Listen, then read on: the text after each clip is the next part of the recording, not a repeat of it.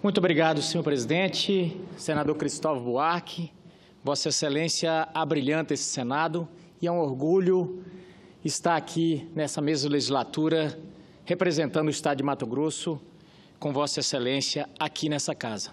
Essa casa que já teve brilhantes brasileiros como Darcy Ribeiro, como Rui Barbosa, Afonso Arinos e tantos outros.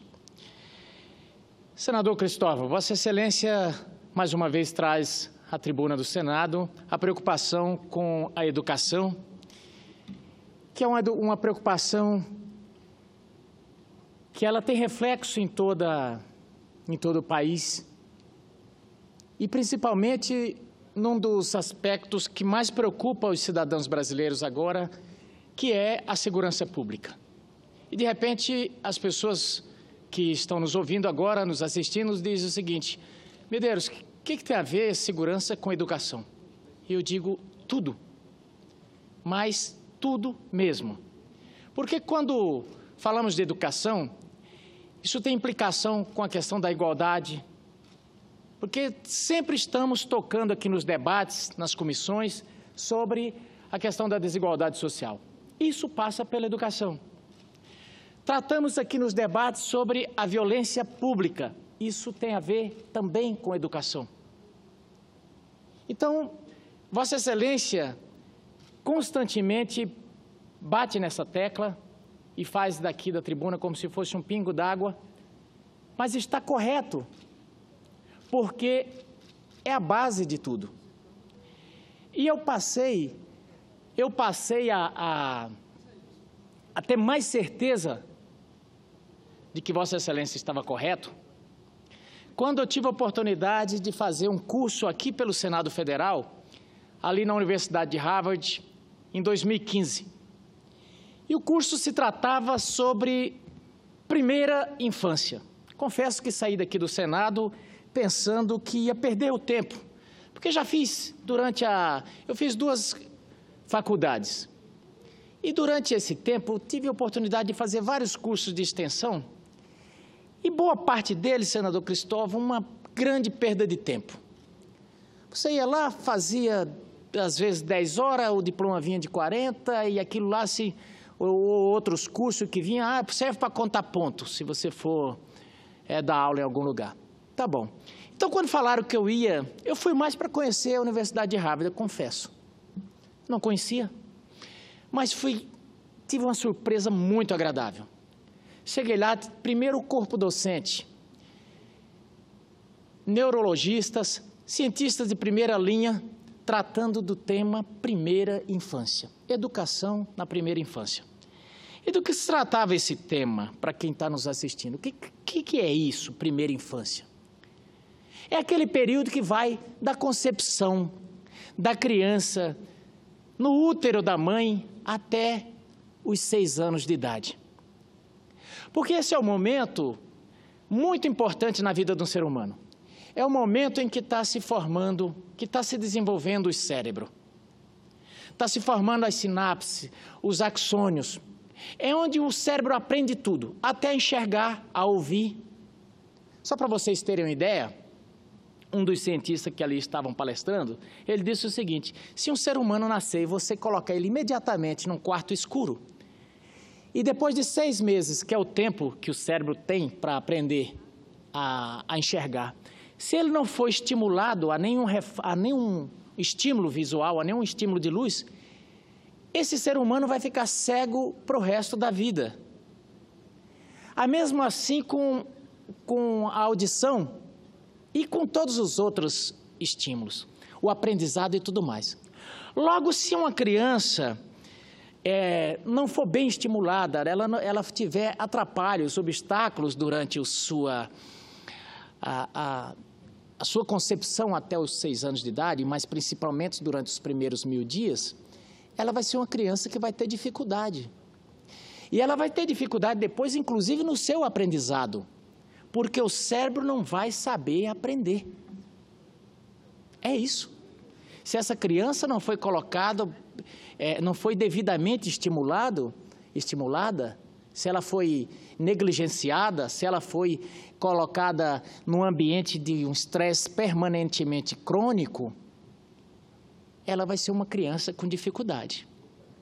E quando ela for começar a estudar, ela já vai começar em condições de desigualdades com seus coleguinhas. Portanto, é como se você colocasse numa corrida alguém com um Fusca e o outro com a Ferrari. Então, senador Cristóvão, já começa aí a desigualdade. A desigualdade. Porque em breve, provavelmente, ela vai verificar que ela não consegue acompanhar, vem a evasão escolar e aí as consequências que advêm de tudo isso aí. Portanto, essa cruzada do senador Cristóvão aqui, ela é desde o útero. Ela é importante que o Estado observe desde o útero. Oh, meu Deus, vamos ler o ABC, vamos falar com a criança lá na barriga da mãe? Veja bem, caminha os estudos científicos justamente, não para isso, para ficar alfabetizando a criança no útero da mãe, mas para que se haja os cuidados com esse cérebro desde o útero, sim, para que a mãe não entre com drogadição, com alcoolismo, para que ela se preserve. E para isso o mundo inteiro, Colômbia, Canadá, Inglaterra, França, Estados Unidos, as grandes nações já descobriram que é preciso a visitação semanal nas comunidades de alta vulnerabilidade às mães. Como é que está o psicológico da mãe? Porque isso afeta a criança.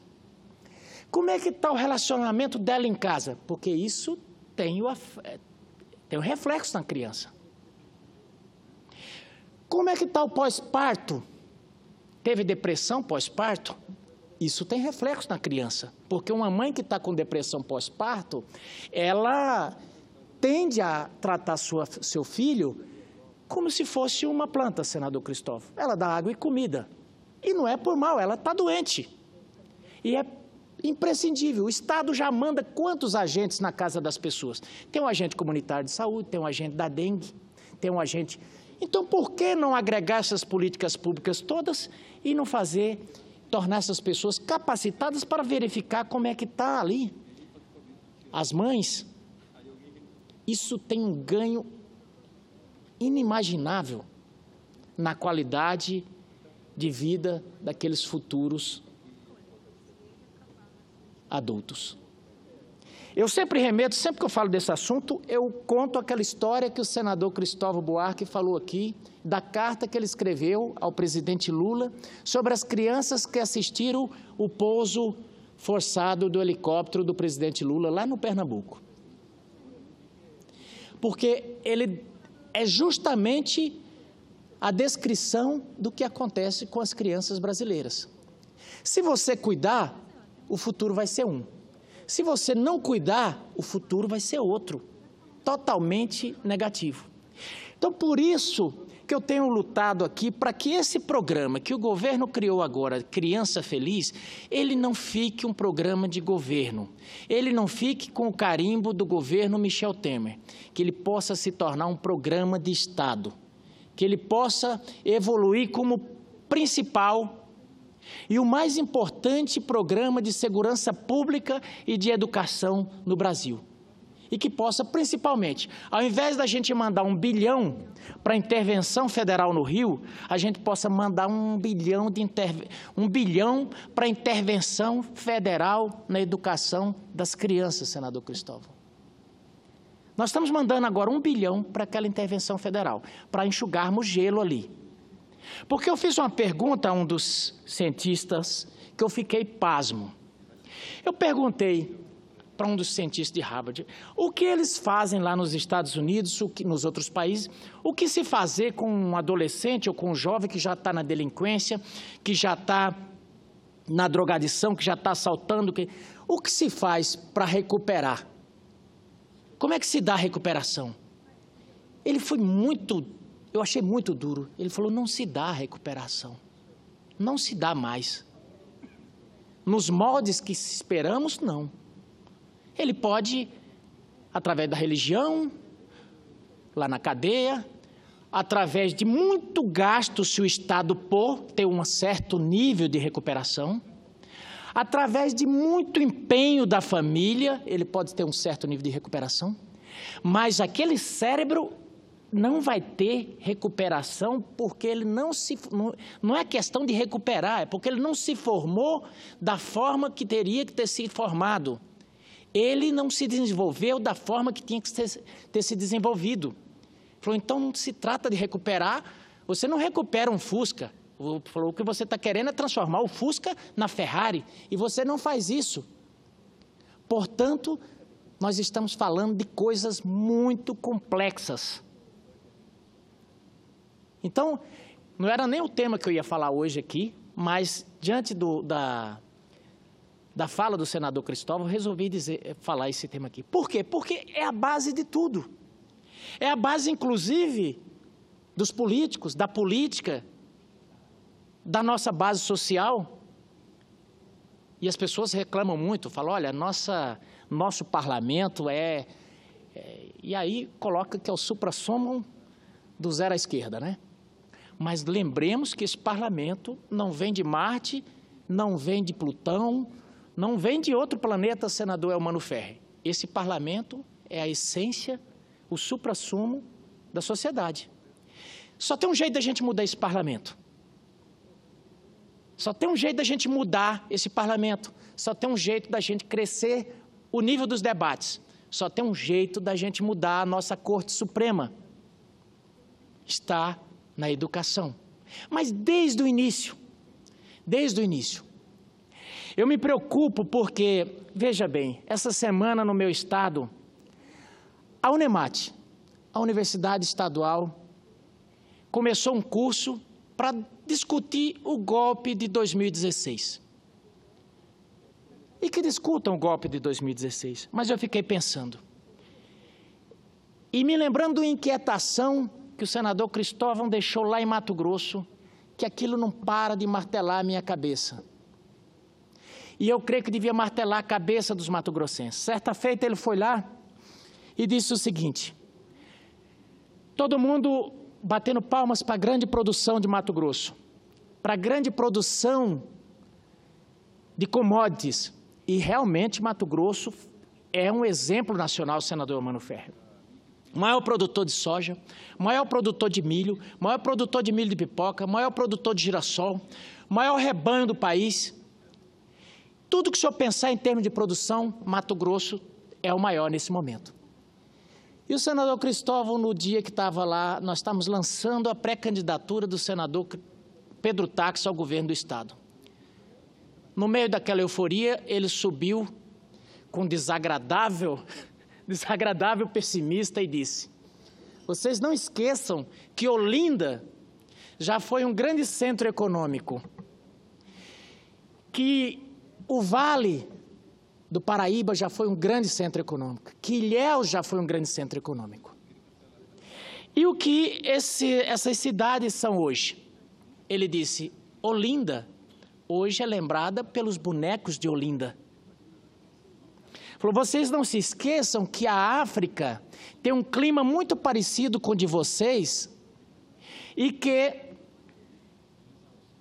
só falta uma coisa para que eles possam produzir com o mesmo sucesso, é conhecimento.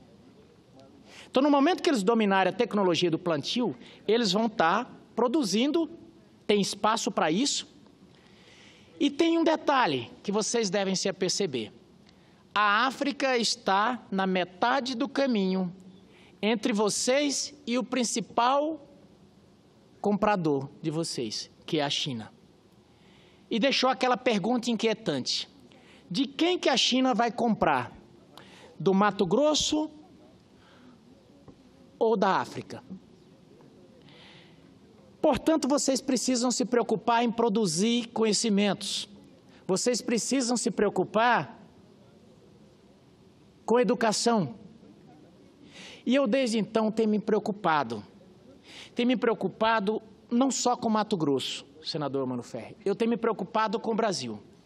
Os debates aqui e na Câmara vizinha, eles não são muito promissores no que se refere ao rumo desse país.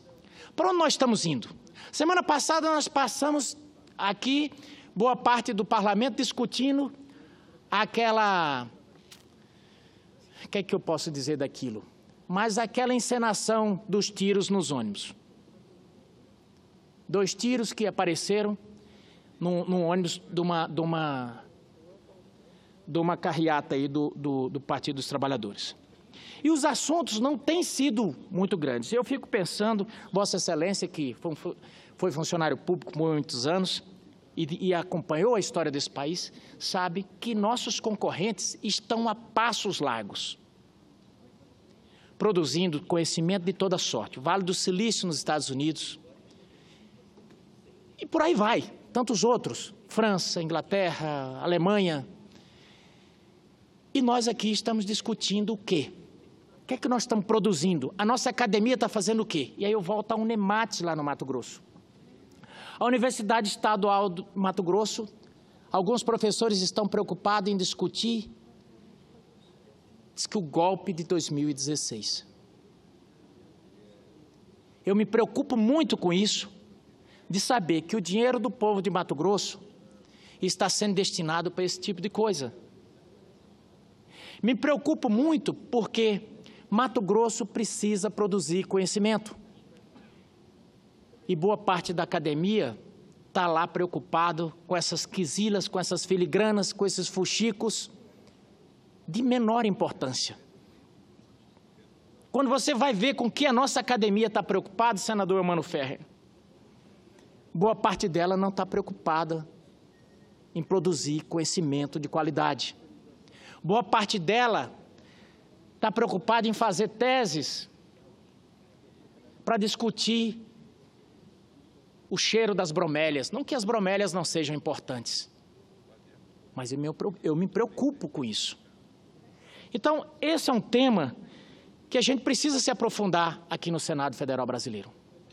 Eu me preocupo com o estado de Mato Grosso porque temos nesse momento, por exemplo, 58 municípios ao entorno da bacia do Pantanal, senador Eumano Ferrer, que jogam diretamente no Pantanal detritos in natura, esgoto dentro do Pantanal.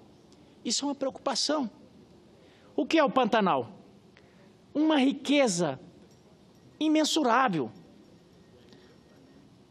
E aqui, quando vem o debate sobre Pantanal e Amazonas, eu vejo a ira santa. Não se pode produzir nada perto.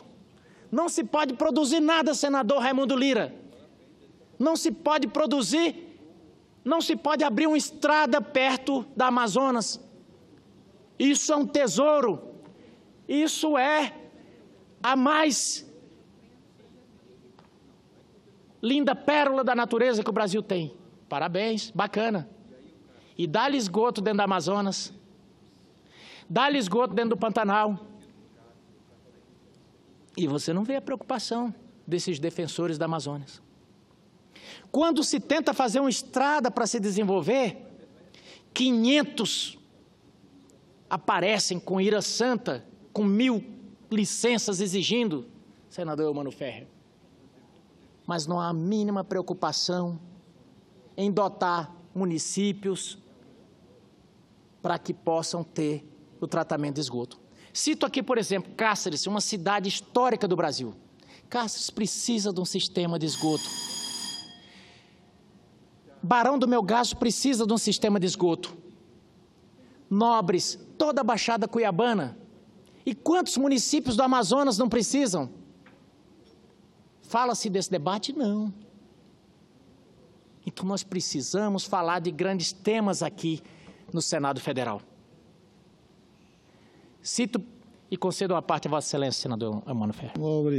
Meu nobre senador Zé Medeiros, quando Vossa Excelência se refere a conhecimentos, a educação, e falou da África, eu queria consubstanciar o que Vossa Excelência está dizendo nessa tribuna. Recordo-me que em 83, juntamente com 2 outros colegas da Embrapa, à época, nós fomos ao Senegal e ao Mali, na África. Inclusive, 2 países que naquela época tinham um convênio, um acordo de cooperação internacional com vista ao desenvolvimento científico, tecnológico da área da agricultura. E vimos o esforço daquele país há mais de 30 anos, 35 anos exatamente. De lá, nós fomos até ao semiárido da Índia, que mantinha um outro acordo de cooperação técnica com o ICRISAT, GERDAT na França, o ICRISAT na Inglaterra, uma instituição de pesquisa inglesa que mantinha um acordo de cooperação técnica científica com o governo da Índia.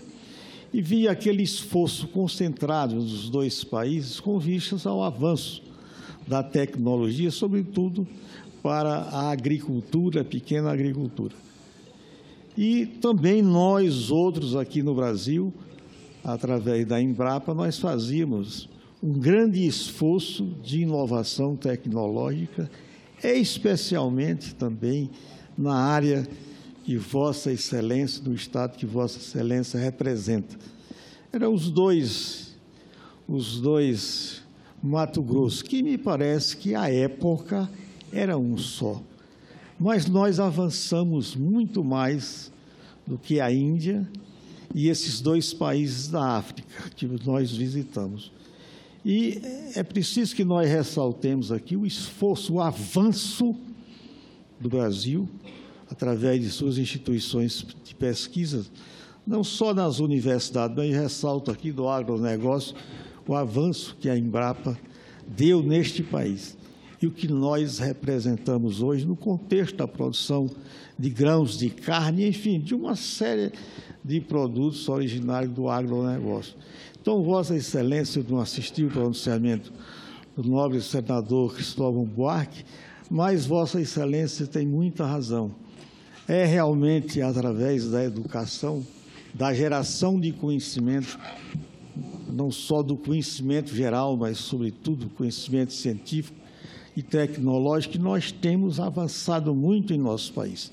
Queria aproveitar a oportunidade, enquanto a gente tem esse dividendo muito grande com a comunidade científica do Brasil, começa a faltar recursos para a ciência e para a tecnologia.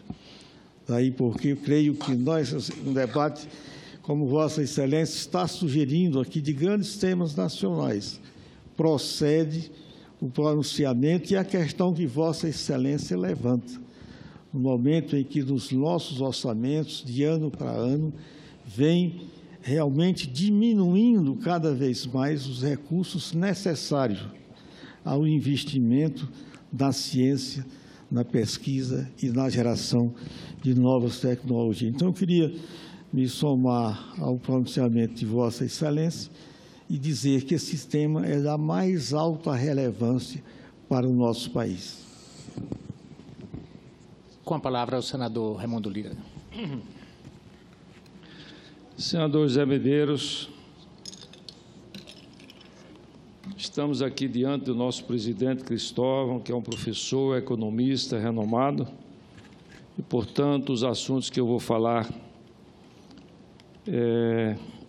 talvez sejam assuntos simples, mas que são debatidos no meio acadêmico, que Vossa Excelência tanto gosta, senador José Medeiros.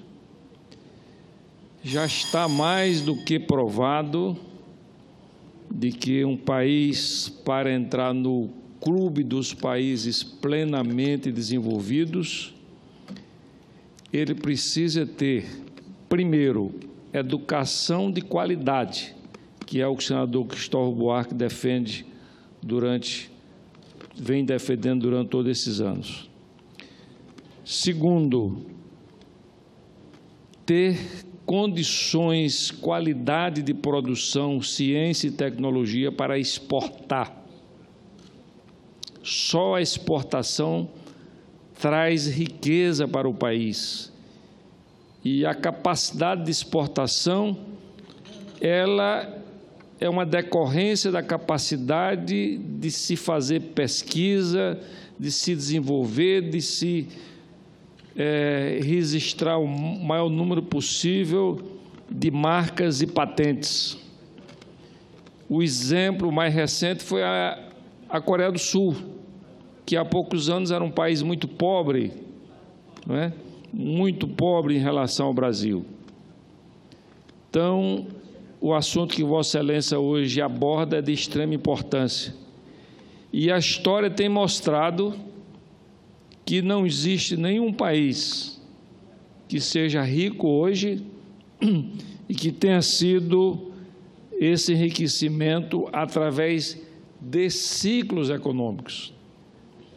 Nós tivemos no Nordeste brasileiro o ciclo da cana-de-açúcar, era a região mais rica do país e hoje é a região mais pobre do país.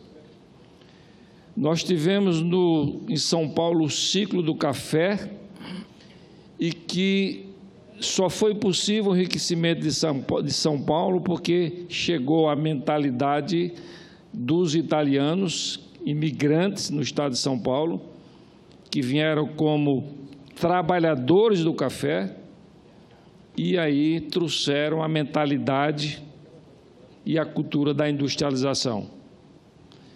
Nós tivemos aqui no continente o Haiti, que é o país mais pobre do continente, e já foi o maior exportador de cana do mundo. O Haiti, no tempo da dominação francesa, com tecnologia francesa, era o país que mais exportava açúcar do mundo, que sempre foi uma commodity de grande valor. Isso mostra claramente, senador Zé Medeiros, que Vossa Excelência está dizendo. Só o conhecimento dá uma riqueza permanente para o país. E, portanto, quero me parabenizar com o pronunciamento de Vossa Excelência, de, mais uma vez, rememorar esta grande questão que nós temos abordado praticamente nas últimas gerações, que é a criação e o fortalecimento da educação de qualidade. E nós não temos isso no momento, essa expectativa, pelo menos de curto e médio prazo, o Brasil venha a ter uma educação de qualidade suficiente para colocar o nosso país no clube dos países plenamente desenvolvidos. Muito obrigado, senador Raimundo Lira. Muito obrigado, senador Mano Ferrer. Senador Mano Ferrer, Vossa Excelência trouxe a lume e fez justiça a uma das grandes instituições brasileiras que é a Embrapa e que realmente produziu conhecimento e conhecimento de qualidade. E serve de farol para a nossa academia. A nossa academia precisa se aproximar mais do país, e quando eu digo se aproximar mais do país, é justamente isso que o senador Raimundo Lira está dizendo. Senador Regufe, nós precisamos começar a ser mais práticos nas nossas produção de conhecimento. O senhor veja, o senador Raimundo Lira disse agora há pouco que para um país realmente produzir riqueza, produzir o seu enriquecimento, é preciso exportar. E para exportar é preciso criar patentes, é preciso licenciar produtos. E como nós vamos fazer isso, senador Mano Ferrer? Se aqui no Brasil a média, por baixo, é 11 anos para se registrar uma patente. Esse telefone aqui, quando ele saiu, foi em torno de 200 patentes que foram feitas para poder chegar ao produto final. Se fosse aqui no Brasil, ia demorar 2.000 anos para poder fazer o iPhone. Então, assim, nós realmente precisamos avançar muito. Eu finalizo dizendo o seguinte, aproveito para comemorar que nessa semana passada foi sancionado a criação de mais uma Universidade Federal em Mato Grosso, que está presente o senador Hélio Fagundes, que muito lutou pela criação dessa universidade, na minha cidade, Rondonópolis. Mas eu faço aqui esse registro, que não só as universidades, não só a academia do estado de Mato Grosso, mas do Brasil inteiro, que possa fazer uma reflexão. Chega de brincar. O que estão fazendo ao todo dia abrir esses cursos, senador Regufe, o curso para fazer é um curso para fazer a represália contra o partido tal.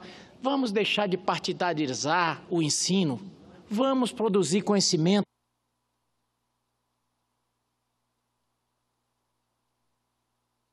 Me entristece quando eu vejo a universidade do meu estado partidarizando o ensino e diz que criando curso para discutir o golpe.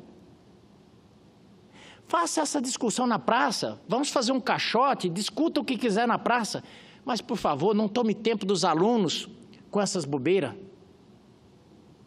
Então, o que nós precisamos é conhecimento e conhecimento que traga resultados ao nosso país. Enquanto ficam discutindo essas filigranas, o país está aí no atraso. E essa bancada do atraso, essa bancada do retrocesso, é o que eles querem, é isso. É um país atrasado, é um país manietado. Porque, sinceramente, nós temos aqui, senador Ailmano, fazer o quê? Nós temos, faz parte do parlamento. Temos boa parte do parlamento que você pode pegar o mandato dessas pessoas do primeiro dia ao último dia. Não discutem país, discutem coisas e pessoas o tempo inteiro. Eles não querem um país desenvolvido, querem um país coitado, querem um país pequeno, porque um país pequeno, com pessoas pequenas, com pessoas sem instrução, é fácil de manietar, é fácil de conduzir, é o rebanho tranquilo de ir na manada. Já um povo culto é um povo que sabe escolher seus representantes.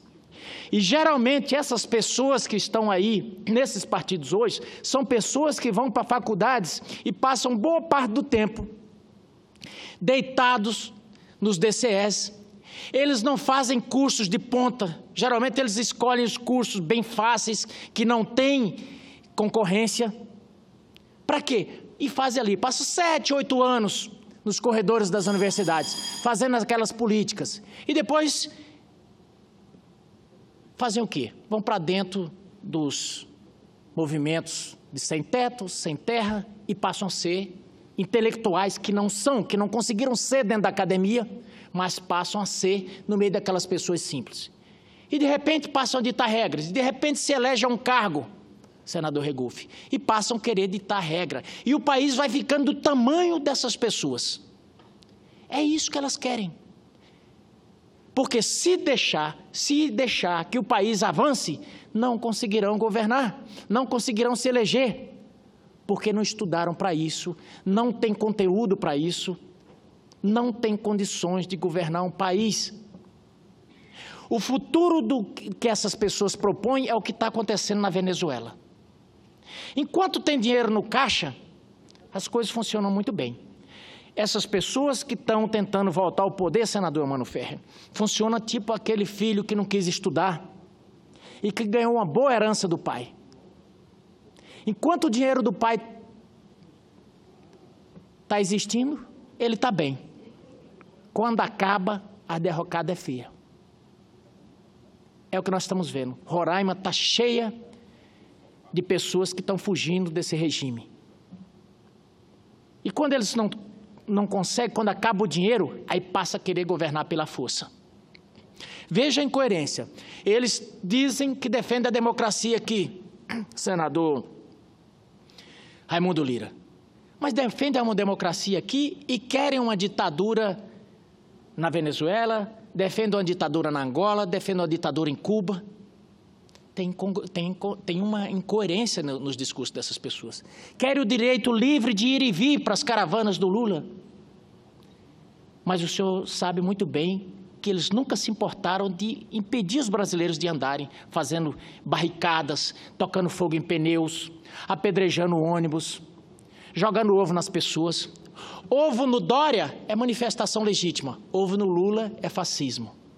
Ovo no Covas, jogava ovo no Covas, finado Covas, normal, manifestação das pessoas. Ovo no Lula é fascismo. Não venham dizer, meu Deus, está apoiando violência contra o Lula. Não estou apoiando violência contra o Lula, não. Ah, porque teve tiro no tiro. Teve tiro no ônibus do Lula, coisa nenhuma. Trabalhei 20 anos, senador Mano Ferro, na polícia. Eu sei muito bem o que é um tiro num carro em movimento e sei muito bem o que é um tiro num carro parado. Aquele tiro lá foi um carro paradíssimo. Você vê o ângulo em que a munição entrou. Tiro num carro em movimento fica um risco. Então não me venham, Neil. Se aquilo investigar, vai dar cadeia para muita gente. Então, finalizando mesmo, eu digo o seguinte: aqui no Brasil a gente precisa de subir o debate, subir o nível, porque os brasileiros estão muito cansados. Essa semana eles estão vindo aqui para Brasília. Estão vindo aqui para Brasília, senador Mano Ferro, porque aqui criou-se, a partir do momento que a lei começou a virar para essas pessoas, começaram a criar uma outra lei, um outro ordenamento jurídico. E essa incoerência. Por exemplo, o PMDB agora é o partido do retrocesso, é o partido do atraso, mas durante 13 anos foi o partido da governabilidade. Servia para ajudar o PT a governar, mas agora é o partido do retrocesso.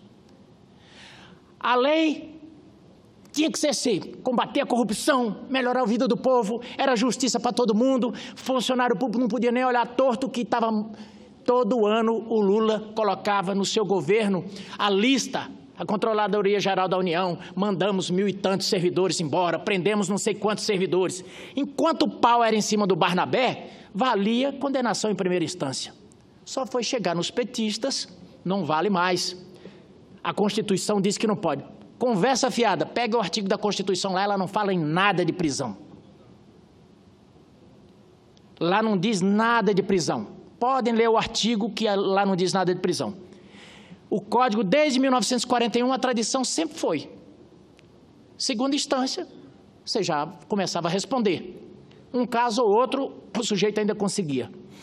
Aí mudou-se o entendimento, 2009. Depois veio o STF, 2016, e falou: não, é segunda instância. Agora, como o Lula está nas beiras das grades, tem que mudar. E aí está envergonhando. Nossa corte está virando quase uma corte bolivariana. E o povo está vindo para as ruas dia 3. Então, o que eu peço aqui é que as pessoas possam manifestar-se. Mas, olha, venham com tranquilidade, que nem naquelas movimentações. Porque eles quebraram toda a esplanada dos ministérios aqui. Mas se vocês olharem torto para qualquer um, vão chamar vocês de fascista. Então venham em paz, sem quebradeira, sem trazer nenhum ato que possa ser tocado como violência, porque é o que eles querem. Tudo que essas pessoas querem nesse momento é um cadáver. Tudo que eles precisam agora nesse momento é um cadáver. Não nos deixemos pegar nas armadilhas dessa gente.